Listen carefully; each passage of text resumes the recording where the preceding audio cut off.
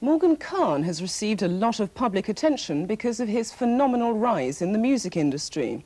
But 2 weeks ago, all that changed when his company Street Sounds went into liquidation. Terry Jervis has managed to get an exclusive interview with Morgan Khan. Street Sounds began in 1983, and with the chart success of his compilation albums, Morgan Khan's empire grew into a multi-million-pound concern. He was hailed as a saviour of British dance music until the unexpected collapse of his recording and publishing companies. The liquidators have moved in, and Street Sounds Records is no more. Morgan Khan is left owing creditors thousands of pounds. Meanwhile, his dream of it becoming Britain's answer to Motown is now shattered. Well, the company went into voluntary liquidation on February the 9th, excuse me, and it ceased trading, in a word. The Street Sounds and Street Wave label pumped in hundreds of thousands of pounds into the Street Scene magazine that was launched the year before last and only lasted for 6 months. The ironic thing was the magazine didn't fail because of its circulation figure. It failed because of advertising revenue not being there. But ultimately, we lost hundreds of thousands of pounds. I maybe should have learned from the story of the Event magazine by Richard Branson or something, where they lost hundreds of thousands. I should have stuck to what I was good at, what we are good at. That's dance, music, compilations, and artist development. Unfortunately, we didn't, and now that was the historic reason. That debt was the historic debt that brought down the Street Wave and Street Sound labels. In lieu with the phenomenal expansion of Street Wave and Street Sounds, we ran out of cash flow to pay the manufacturers, to pay X, Y, and Z. Again, it's very sad. We had a team of 28 people who were loyal, who believed in what they were doing, and who basically were the nucleus of Street Sound, Street Wave success. I was very proud of them. It was one of the hardest, saddest days of my life to actually stand in front of them and say, nothing to do with you guys.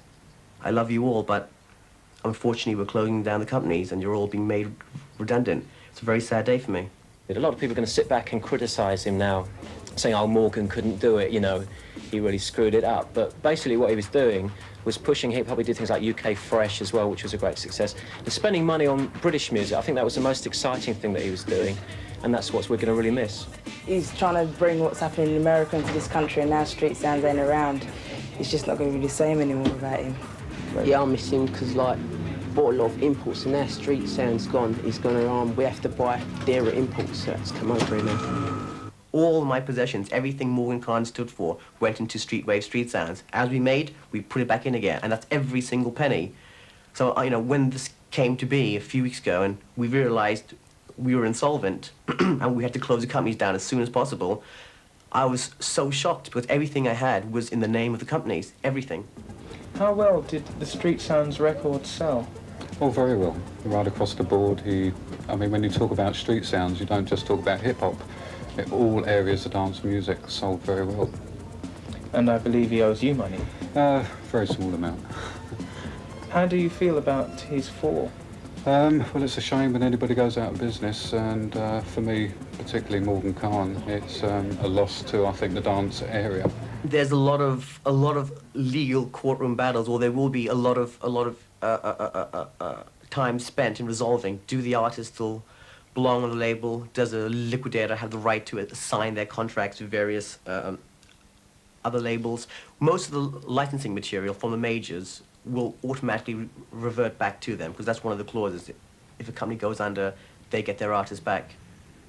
I'm not even looking towards the future right now, because there's so many problems and so many yesterday's things to actually take care of before I close the book to Morgan Khan past and open it to Morgan Khan the future. This is a magazine which led to the fall of Khan. And although some people in the business may be pleased, the word on the street is quite different. I'm gonna talk about the guy that is so deaf.